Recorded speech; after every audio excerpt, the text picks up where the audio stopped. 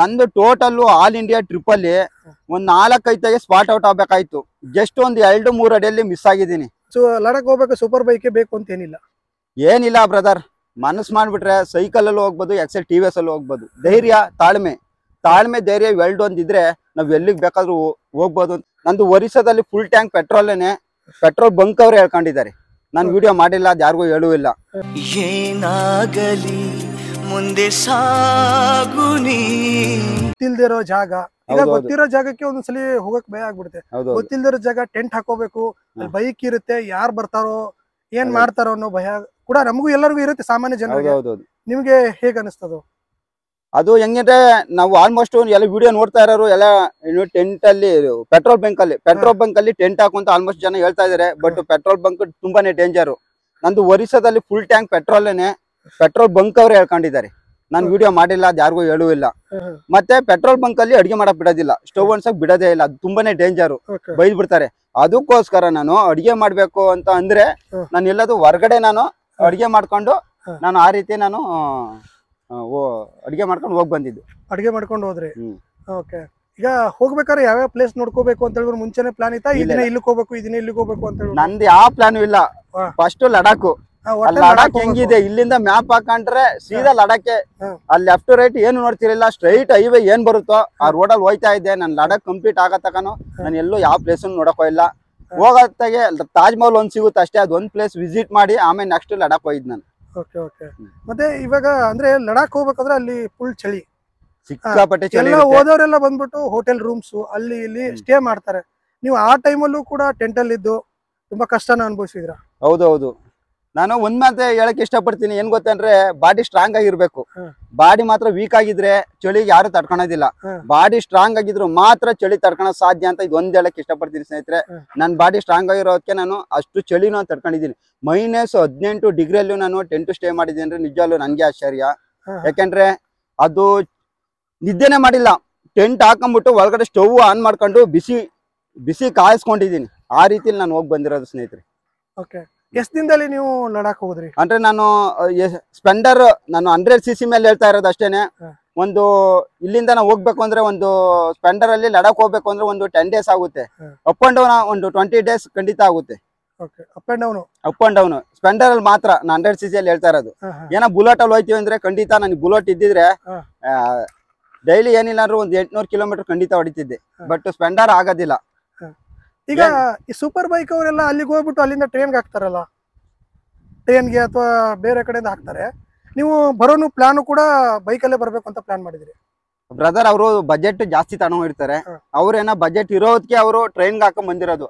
ಅದೇ ಬಜೆಟ್ ಅಲ್ಲಿ ನಾವು ಬೇಕಾದ್ರೆ ಹೋಟ್ಲ ಊಟ ಮಾಡ್ಕೊಂಡು ಮತ್ತೆ ನಾವು ಬೈಕ್ ರೈಡ್ ಮಾಡ್ಕೊಂಡ್ ಬರ್ಬೋದು, ವಾಪಸ್ ಬರ್ಬೋದು.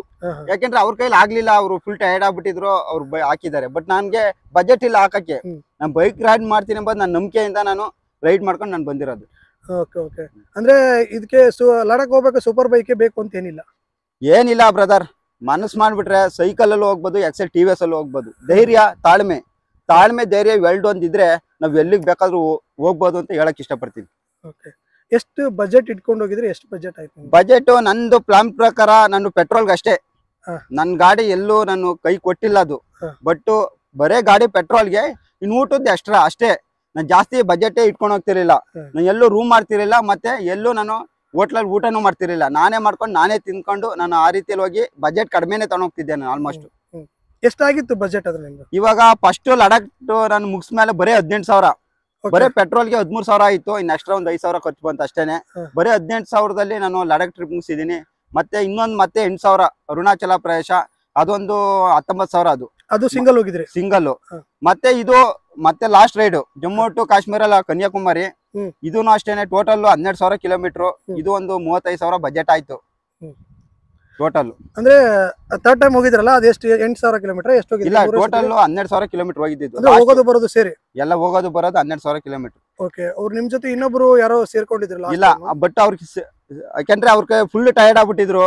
ಅವರು ಹೆವಿ ತೂಕ ಇದ್ರಲ್ಲ, ವೇಟ್ ಇದ್ರಲ್ಲ, ಅವ್ರ ಕೈಲಿ ಮುಂದಕ್ಕೆ ಬೈಕ್ ರೈಡ್ ಆಗ್ತಿರ್ಲಿಲ್ಲ ಓಡ್ಸಕ್ಕೆ.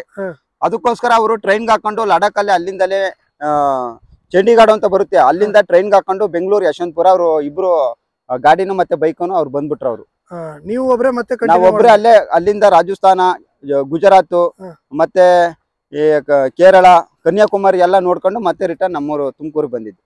ಓಕೆ, ಆಲ್ಮೋಸ್ಟ್ ಯಾವ್ಯಾವ ಪ್ಲೇಸ್ ನೋಡಿದೀರಾ ನೀವು? 27 ರಾಜ್ಯನೂ ನೋಡಿದೀನಿ. ಮೇನ್ ಪ್ಲೇಸ್ ಏನ್ ನೋಡ್ಬೇಕೋ ಅಷ್ಟು ನೋಡ್ಕೊಂಡ್ ಬಂದಿದ್ದೀನಿ ನಾನು. Main place. ಓಕೆ, ಮುಂದೆ ಏನಾರು ಹೋಗೋ ಪ್ಲಾನ್ ಯಾವ್ದು ಮಾಡಿಲ್ಲ, ಖಂಡಿತ ಮಾಡ್ತೀನಿ. ಆಲ್ಮೋಸ್ಟ್ ನಂದು 27 ರಾಜ್ಯನ ನೋಡಿದೀನಿ. ಇನ್ನಷ್ಟೇನಿದ್ರು ನಮ್ ಕರ್ನಾಟಕ ಎಷ್ಟು ಡಿಸ್ಟಿಕ್ ಇದಾವೋ ಎಲ್ಲಾ ಡಿಸ್ಟಿಕ್ ವಿಸಿಟ್ ಮಾಡ್ಬೇಕು ಅಂತ ಅಂದ್ಕೊಂಡಿದೀನಿ. ಖಂಡಿತ ಹೋಗ್ತೀನಿ.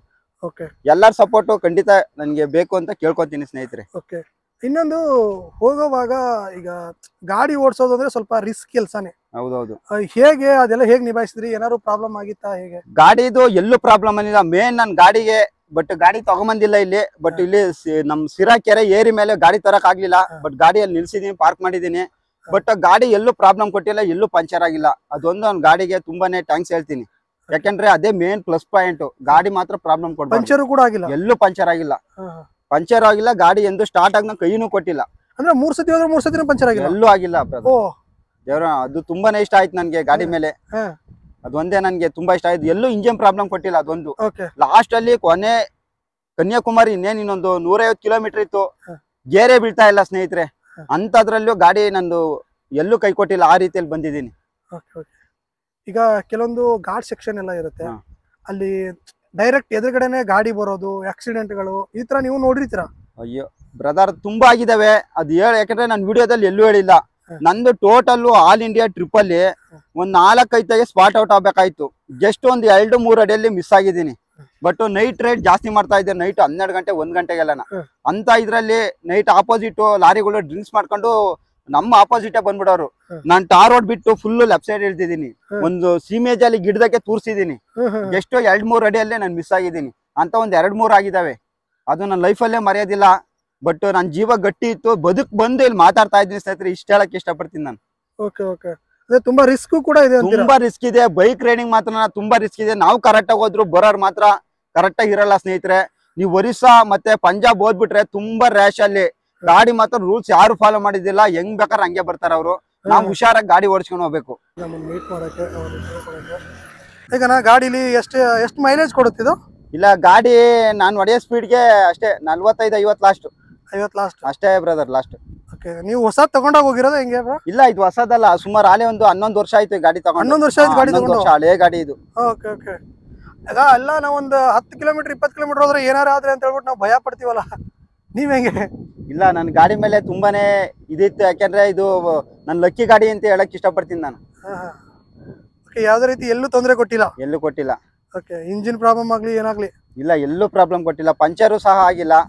ಅದೊಂದು ನನ್ನ ಗಾಡಿ ಮೇಲೆ ತುಂಬಾ ಇಷ್ಟ ಆಯ್ತು. ಯಾಕಂದ್ರೆ ಮೇನ್ ನಾವ್ ಎಲ್ಲದು ಲಾಂಗ್ ಟ್ರಿಪ್ ಹೋಗ್ಬೇಕು ಅಂದ್ರೆ ಗಾಡಿದೇ ಇರೋದು. ಬೇಕಾದ್ರೆ ನಮ್ಗೆ 1 ಟೈಮ್ ಅಲ್ಲ 2 ಟೈಮ್ ಊಟ ಇಲ್ಲ ಅಂದ್ರೂ ಪರವಾಗಿಲ್ಲ, ಬೈಕ್ ರೈಡ್ ಮಾಡ್ಬೋದು. ಬಟ್ ಗಾಡಿ ಏನಂದ್ರೆ ಸ್ಟಾರ್ಟ್ ಆದಂಗೆ ಪಂಚರ್ ಆಗ್ಬಿಟ್ರೆ ಸ್ನೇಹಿತರೆ ತುಂಬಾನೇ ಬೇಜಾರಾಗುತ್ತೆ. ಸುಮಾರು ಲಡಾಖ್ ಹೋಗ್ಬಿಟ್ರೆ ಒಂದು 50 ಅಲ್ಲ 100 ಕಿಲೋಮೀಟರ್ ಗಾಡಿ ತಿಳ್ಬೇಕಾಗುತ್ತೆ ಪಂಚರ್ ಆದ್ರೆ. ಬಟ್ ಇದೊಂದು ಪಂಚರ್ ಆಗಿಲ್ಲ ಅಂತ ಹೇಳಕ್ ಇಷ್ಟಪಡ್ತೀನಿ ಸ್ನೇಹಿತರೆ. ಏನದು ಸ್ನೇಹಿತರೆ ತುಂಬಾ ಯೂಸ್ ಮಾಡ್ತಿರಲ್ಲ ಹಿಂಗೆ? ಅದು ಬಟ್ ಯಾಕೆಂದ್ರೆ ನಾನು ತುಂಬಾ ಜನ ವಿಡಿಯೋಸ್ ನೋಡ್ತಾ ಇದ್ದೆ. ಬಟ್ ಅದೇನ್ ಮಾಡ್ತೀವಿ, ಎಲ್ಲಾರು ಆ ತರ ಹೇಳ್ತಾರಲ್ಲ, ನಮ್ಗೂ ನೋಡಿ ಅದು ಅಭ್ಯಾಸ ಆಗ್ಬಿಟ್ಟಿದೆ ಸ್ನೇಹಿತರೆ ಹೇಳೋದು. ಮತ್ತೆ ಇನ್ನೊಂದು ಹೇಳ್ತಾರೆ, ನೀವು ತುಂಬಾ ಜಾಸ್ತಿ ಬಳಸೋದು ಪದಗಳು. ಹೌದೌದು. la la la la la la la la la la la la